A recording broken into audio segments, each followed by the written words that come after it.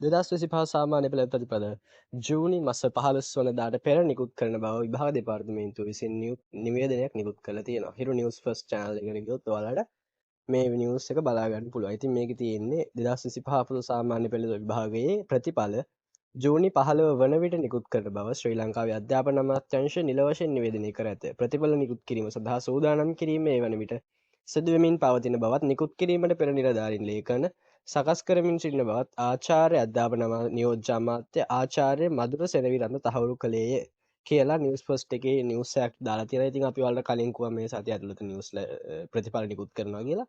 ඉතින් ඒ වගේම මේකේ දාලා තියෙනවා 15 වෙනිදා වන විට කියලා. 15 වෙනිදා වන විට කියන එකයි 15 වෙනිදා කියන එකයි අතර එක දෙකක්. ඒ කියන්නේ 15 වන විට කියන්නේ 15ට කලින් එන්නත් පුළුවන් 15 වෙනිදා වෙන්නත් පුළුවන්. ඒ කියන්නේ මේ සතිය ඇතුළත බොහෝ විට රිසල්ට්ස් නිකුත් කරා. ඉතින් ඔයගොල්ලෝ මෙච්චර කාලයක් මගේ channel එකත් එක්ක හිටියා.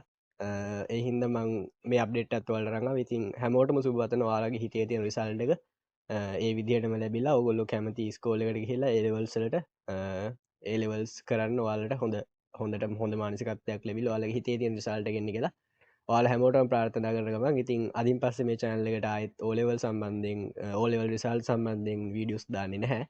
ඔයාලගේ අධ්‍යාපන කටයුතු කියන්නේ අපිට අපි උදාහරණයක් වශයෙන් ඊළඟට සාමාන්‍ය පෙළ කරන්නේ නංගි ළමයිලාට අපි වීඩියෝ සීරීස් එකකින් යාලට ඕන පාඩම් මාලාවක් ගේනවා අපේ කොලැබොරේෂන් එකේ.